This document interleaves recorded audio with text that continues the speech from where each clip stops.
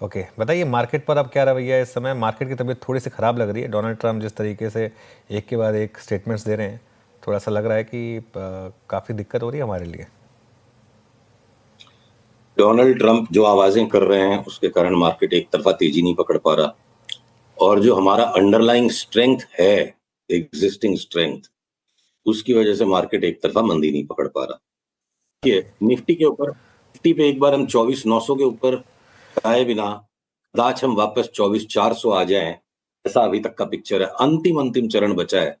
उसके बाद 26,000, 26,100, 200 तक की चाल बने। बैंक निफ्टी के अंदर हो सकता है कि हम एक बार के लिए 57,200 तक जाएं और फिर से वापस 55,232 आ जाएं। उसके बाद निफ्टी के जितनी बड़ी तेजी शायद बैंक निफ्टी नहीं पकड़ पाएगी।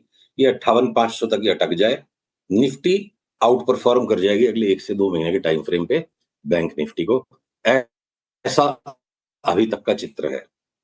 तो इंडिसेस पे ऑब्सेस्ड होने की बजाय एक एक करके जहां बहुत बड़ी बड़ी मूवमेंट वाले इंडिविजुअल स्टॉक्स में पैटर्न्स हमें मिलते जा रहे हैं, हम उन पे फोकस करते जा रहे हैं।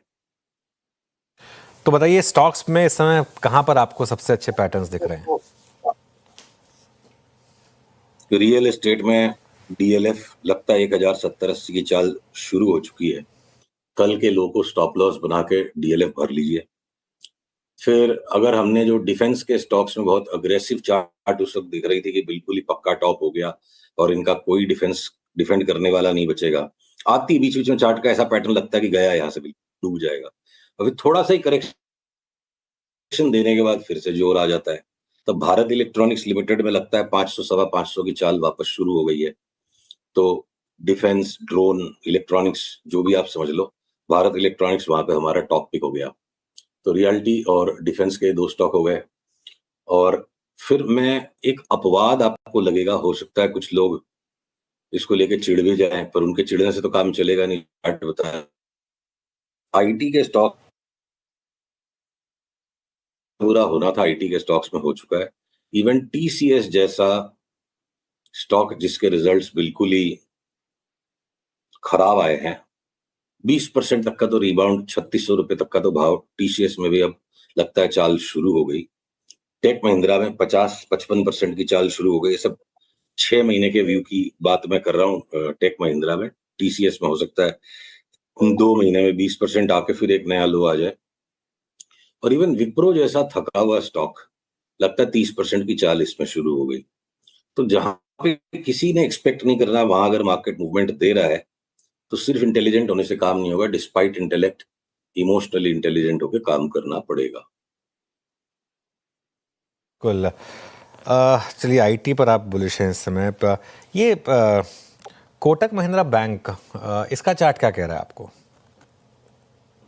चलिए मैं आपके लिए कोटक की चार्ट को पुल करता हूँ। पीसीआर देखिए मेरी स्क्रीन को अगर खोलें, ये कोटक महिंद्रा की चार्ट ना, जो यहाँ से इस तरह से जो गैप डाउन देके जा चुकी है 2120 के नीचे, तो इसको तो लक्ष्मण रेखा समझ लो चार्ट पे। ये जो यहाँ से जो टूटा है, 3 बार सपोर्ट था और यहाँ से चला गया बिल्कुल। इसको तो इंडसइंड बैंक में भी जैसे इस तरह का बाढ़ मच गया था, तो इसको तो भूल जाओ कि 2120 के ऊपर भी ये जाना है। और ये हो गई आउटर लिमिट। और अगर मेरे पास ऑप्शंस हैं, जो दुनिया भर के दूसरे ऑप्शंस हैं, कोटक महिंद्रा की चार्ट में साफ सुथरी चार्ट नहीं है, इसमें सौदा करके दोनों तरफ फंसने वाला काम है। तो हम कोटक महिंद्रा को पास करना चाहेंगे।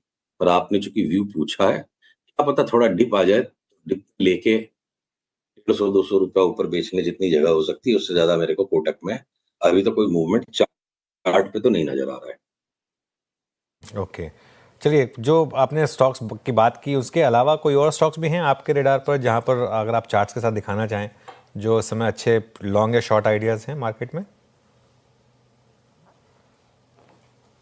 देखिए हमारी लिस्ट तो वैसे बहुत लंबी है, और वो रेपिटेटिव ना हो जाए इसके लिए लास्ट वीक्स में भी हमारी उन पे बात हो चुकी है।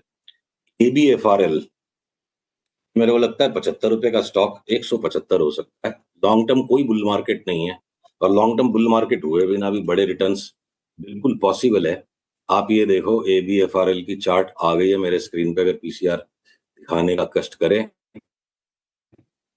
तो थोड़ा सा मजा लिया जाए इस चार्ट का।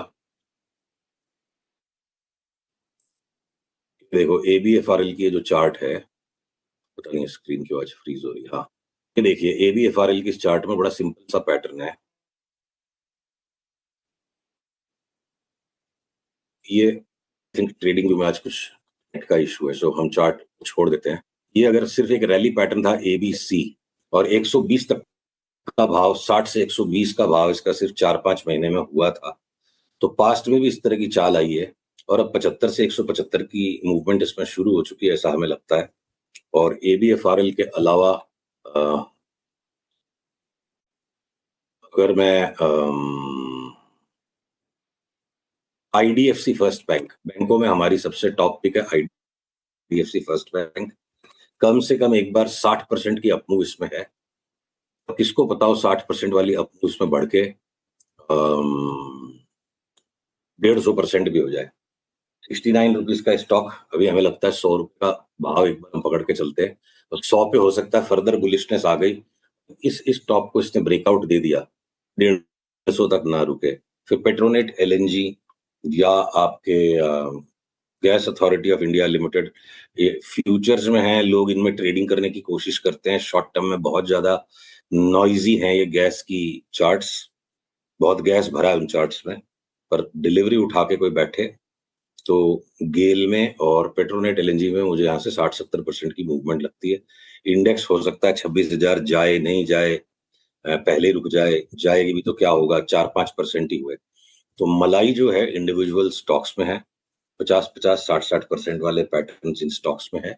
हम उन पे फोकस करने की सलाह देंगे आपको। ओके